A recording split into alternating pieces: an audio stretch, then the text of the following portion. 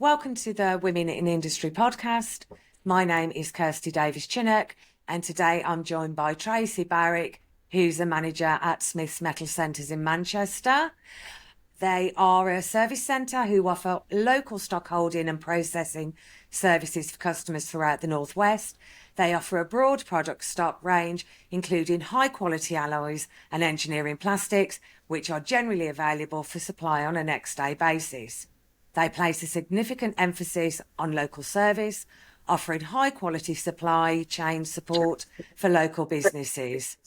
Their stock is barcoded, which offers the highest levels of traceability, and they have the flexibility to produce your supply solutions, which can be individually tailored to meet your business needs. Welcome, Tracy. Hi, Kirsty. Morning. Thank you for joining. You've been with Smiths for 14 years now, more than 14 years? Well, yes, yeah. I was part of the Metal Products Services Group, which was an independent stockholder that Smiths actually purchased in June of 2009, and I've been with them ever since. And you went from sort of working for an independent part of a group. What was the sort of main change when that happened? I just think basically Smiths offer so much support as a large group. There's so much more opportunity out there. One of the things that Smiths seem to promote is personal development. Yes, definitely. They are really, really supportive on right through from drivers to warehouse to sales to management.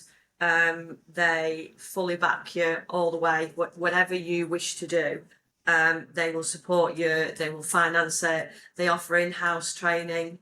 They offer outside training. They are very, very impressive on personal development within the whole group. And with your development, when they bought the company you were working for in 2009, how has your role changed since then? When I was at Metal Products, like I say, it was a very small independent, and I was a sales manager at that point. I'd worked on the road as well for them for a number of years, just going out face to face, seeing customers. So when Smiths bought us, we were a very small unit. We was only 5 people. They had a unit in Swinton at Manchester, and decided to put us in there, a team of 5, just to see how we would do, because they had tried to open a centre in Manchester before and it hadn't been very successful. So they wanted to see what Metal Products, because we had a really, really good reputation, what we could offer, what we could bring. And to see if we could make a success of it in Manchester, which is a very well-known sort of steel stockholding industry in the Northwest. It can be very competitive. So they wanted to see what we could do, what we could bring different, and if it would succeed as Smiths. Which it obviously has. Yes, most definitely. So when you sort of get up and go to work in the morning, what's the one thing that, makes you really excited about your day? I think my team, we have a fantastic team at Manchester. Like I say, we started as a team of 5. We're now 21, soon to be 22. We started with a unit of 5,500 square feet. We now have 15,500 square feet. And the team here make it an absolute pleasure. I'm not a manager that manages. I'm not very dictatorial. I do believe that to make a business success, you have to be a team player. And I can go into my warehouse, know all my warehouse lads, know all my drivers, and I'm quite happy to get my hands dirty, to get hands on. And I do believe that leadership is that. It's people have respect for you if you show them that you are willing to do whatever you need to make it a success.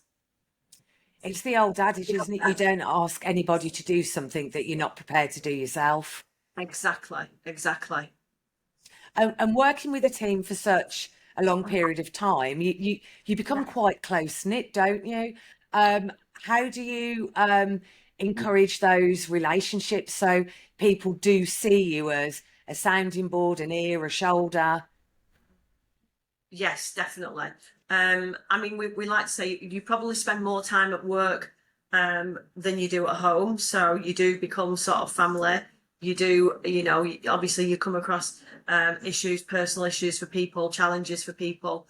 Um, and it's a support, it's a whole support network of everybody. I mean, the last 8 weeks I've been sat outside in the main office because we have had holidays and shortage of staff. But if I'm in my office, my door is always open. My door is never shut. And I like to say to people, whatever the issue, whatever the problem, um, whatever you want to do, come in and see me, have a chat, and we'll have a brew together. And you've got to be approachable in any form of business. You have to be approachable. Completely agree, but it also then translates into wider culture and communication. So your team then build better relationships with the customers. I think that's probably the success of Manchester. I think we have a team of people that have the ability to communicate absolutely fantastically with customers. And it's not just the salespeople. I mean, obviously, the general thought process is a sales organisation. It's all about the selling. It's not just about the selling. My driver, my head driver, my transport manager, Tony, has just as much impact on my customers. He knows, he sees people, he sees the shop floormen that he delivers to. And I have had so many compliments about Tony, saying he's absolutely brilliant, he's hands-on, he'll talk to people, and often they do bring you the most important information back to the centre, about customers. It's all about the relationships we have with our customers are second to none. We have some fantastic people out there. I agree completely. Drivers are the face of the industry. Everybody sees them, suppliers, customers, and getting to know the drivers is really important. But it also means that when your customer needs something a bit special, you've got a team who are committed and have got buy-in to doing that. Um, I assume that happens like every business every now and again. You have to go the extra mile. Yes, definitely. That's what makes it, obviously, because we pride ourselves on our service levels, and it's not all price driven. It's got to be about what other things you can offer. I mean, we have a BSS system, which is bespoke supply solutions within Smiths. And we like to say to customers, let us manage your business. Let us get in there, tell you how we can improve your business. And, we offer that service to all our customers, no matter how big, how small. And it's been instrumental in some of the development of the bigger customers at Smiths. And that's what Smiths are all about. It's about giving the customer back something that nobody else can offer them. And I think for Smiths, that's what we offer. At Manchester, I think our team are so committed and so obviously they're quite inspirational, really. If you listen to them with customers, they are. I do believe that is all our success. That people skills are absolutely amazing. If customers come in to see us at Manchester, I take them downstairs. I'll let them meet the lads on the saws, because they are all as important as managers, as salespeople. That's what we're good at Manchester. I think that's really important. And I think for someone who's been in the industry for a while, it's definitely changed over the last 15 to 20 years. And companies are looking at the team and going, person on the saw, the person on the forklift is just as important as a sales manager. Whereas sort of in the 80s, when I started, there was a definite hierarchy more so. Yes, most definitely. I mean, I've worked in the steel stockholding industry for 30 odd years. And yeah, definitely, you knew when your managers were on site, you knew when your directors walked into the office. I don't think that encourages, personally, I don't think that encourages people for you to be approachable. If people are, well, you're the boss, we're not allowed to speak to you. I don't believe in leading that way, and certainly it's not the way within Smiths. You know, we have meetings, we have quarterly meetings with my boss, Mark, and they're always on the end of the phone. But they do sort of encourage you to think for yourself, and that's what I like to give my people. Think for yourself. Don't come to me asking me for answers. Come to me and say, this is what I think, and encourage that growth, encourage that with all your staff. You know, how can you make it better? What would you like us to do? And encourage that growth within people, because that's what people then enjoy. They enjoy it because they think they are instrumental in the success of the business. And again, it goes back to working with the customers and removing the pain points. You said you'd put in a system for all your customers, large or small, that is taking away some of the aspects that they had to deal with, and you're doing it for them. Has that been really sort of widely appreciated by your customer base? Has it delivered tangible results? Yes, most definitely. The BSS system has helped people manage the space that they have, manage the people they have, manage the stocks they have. Obviously, as we've grown within a business, and you are dealing with people like the oil and gas industry, like the motorsport, like the aerospace, you know, their technical requirements are so much more detailed, and we have the ability to set them up so that they can see their certification, they can see the proof of deliveries. It makes it all so easy and so within hand's reach for the customers to literally go on and say, we don't need to ring and chase that. We can see what it's been delivered. We can see the proof of delivery. We can see the test certs, which is ultimately a massive thing. And that's what you need. You need to sort of invest in your customers, invest in your staff, and then your business will grow and succeed. One of the things that you've been investing in quite recently, I'd say over the last 12, 18 months, it's become very noticeable how much more visible Smiths are on social media and with marketing. Massively. And again, I think Smiths, I don't think anybody would mind me saying it, me particularly as well. I think we were always an old culture. You know, the people we had in, me included, we're getting to an older age. We don't like to admit it sometimes, but we have introduced a lot, sort of the youth, and I do believe like the youth are the future of the industry. And with that comes people with their ideas of LinkedIn, with their ideas of Instagram, and again, to be noticeable through that side of things gets you up there, gives you that step up at another level. And we have some great people. We have some great marketing, Nikki in marketing. I've got Hannah personally here who runs all my LinkedIn side, and it's great. Some of the ideas they have, some of the fun they have with it, and to get people and get customers, you know, involved in that, it's been fantastic. I particularly like the drone shots you've been doing. Yes, yeah. At UK Metals Expo last year as well, of course, your stand was absolutely fantastic because you had a racing car on it. Yes, we did. Yeah, we focused on the Formula One side.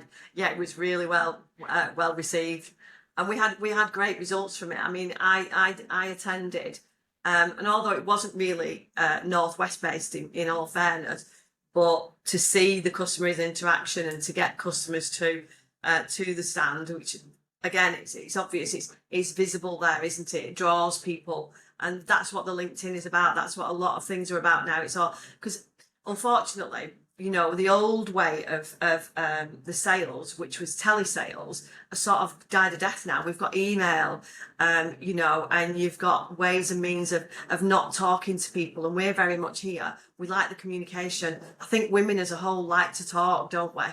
And you know, again, it's drawing people in to get those conversations. And in any sales organisation, you need to have the conversations to encourage customers and to get customers in.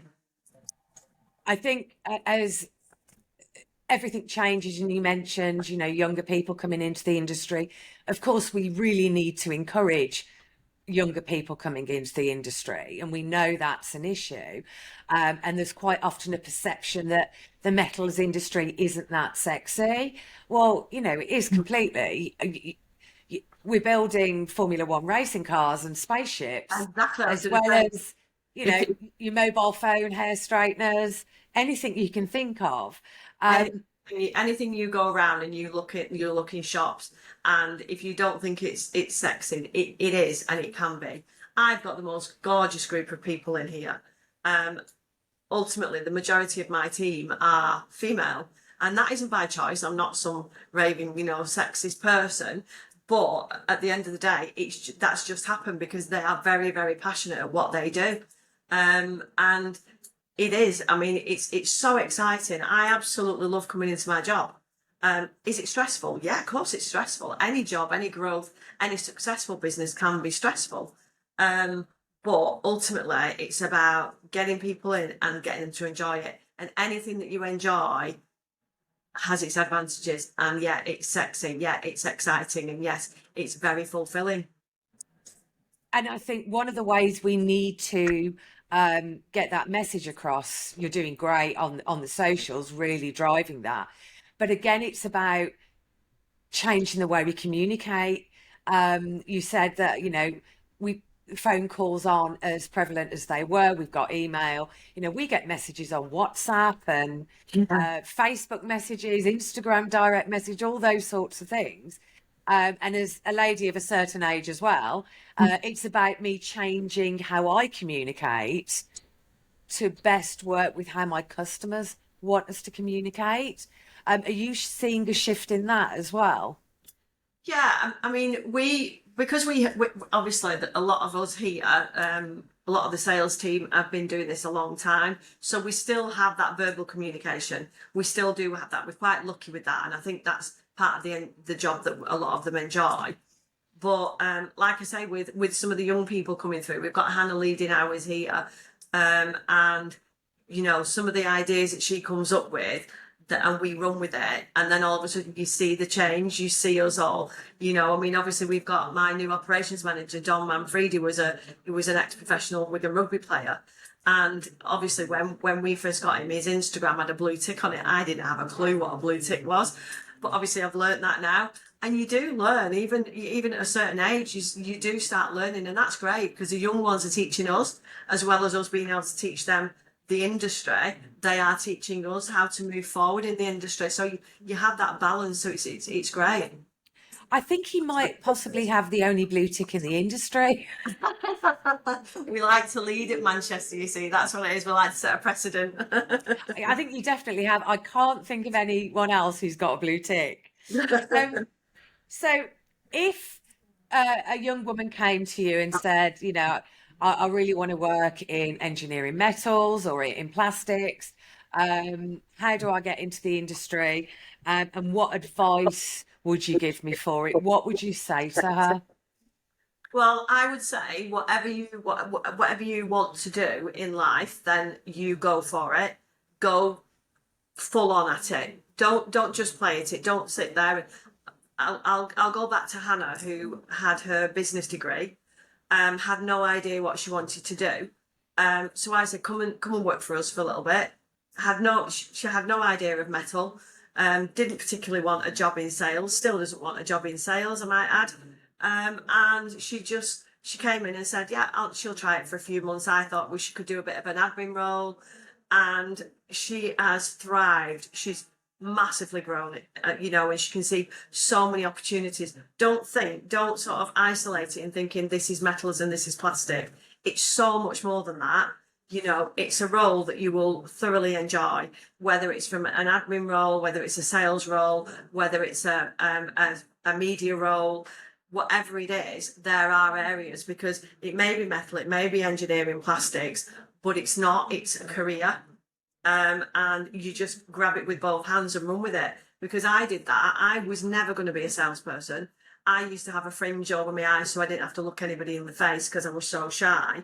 And, you know, it grows you as a person. And if you go at anything with your heart and you put everything into it, any role that you are, if it's stacking shelves at a supermarket, if as long as you enjoy it, that will grow you as a person. And I just think whatever you choose to do, give it your all and don't just go at it half-hearted. And when you joined, did you join by accident? I mean, that's how I sort of joined the traditional way, which was a mixture of accident and nepotism. So did you join the industry by accident? I got made redundant actually. It was a funny thing because I got made redundant at a place that was closing. And I went out around the local businesses and was putting my CV in. And I went into a company that started my sales career. And the guy that was the manager actually saw my CV, and I had the same birthday as his son. That's how I got the interview. And that was where it started. And I went in as a VDU operator and a teletext. You might remember teletext. A lot of people won't. And it was I just kept seeing the salespeople thinking they have so much fun. I couldn't do that, and I got encouraged to do that. Then I got encouraged by my partner at the time, my husband now, to go and apply for an outside role. That then sort of builds your confidence because you're going face to face to people, which is quite daunting at first. Loved it, did that for 8 years. I had a bit of a break with my children, and then obviously joined Metal Products. Got approached by the director there, Anne, and I've just been there ever since. And it's just been an absolute journey. And I'm 58 this year, and I've been in the job like 30 odd years. And I can honestly say I love my job. I love the team I work with. Smiths is a fantastic company to work for. You know, I love Metal Products, but Smiths opened up another area of abilities for us to grow. And it's just been an absolute pleasure. And as you look back over your sort of 30 odd years, is it just me, but when you enjoy it, it goes really quickly? Too quickly, way too quickly. We were talking about this yesterday with Melanie and Jane, who are two of my senior salespeople, and we were talking about, it was like, where has it gone? Where has the time gone? You know, 2009, 1st of June 2009 to now, when Smiths took us over, it's just frightening. It is, yeah, it just goes too fast. It really does. And just one final question for you. What's the best piece of advice that you've ever been given? Gosh, I've had so many. I can honestly say when I joined Smiths and Metal Products went into administration and Smiths came to buy us, and so we had to go through a series of interviews and from different companies that wanted to buy Metal Products. And I had an interview with a guy that owned Smiths at the time, Mr. Hugh Dye, the most inspirational man beside my father that I ever met. And I remember having the interview with him, and as I was leaving, he touched my shoulder and he just said, if we don't buy this company, will you come and work for me? And I just smiled at him and he said, never be afraid to go after your dream. And that is the thing, you know, that man was so encouraging when he, I mean, obviously he sold Smiths and we got bought out, but that man was like inspirational to me through the first 5 or 6 years of my time, encouraged, and sometimes was quite forceful as well.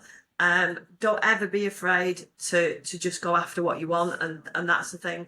That was what he said to me. Just be driven. You know, don't ever lose that drive, because if you lose the drive, then you're in the wrong job. Completely. So follow your dreams, and while you're following it, put the work in. Yes, yeah. Anything. If you want to succeed, you've got to work hard. You know, and sometimes any job can be stressful, but you have got to work hard to reap the benefits. And the benefits for us is I've got 22 people now from 5, and I do believe all my team thoroughly enjoy the time here. Which is all we can hope for, really. As you said earlier, you know, we're at work more than we're at home. So if you're not enjoying it, you are in the wrong job. Definitely. So thank you so much for joining us, Tracy. It's been an absolute pleasure. It's been lovely to talk to you. Thank you very much, Kirsty. It's been an absolute pleasure too.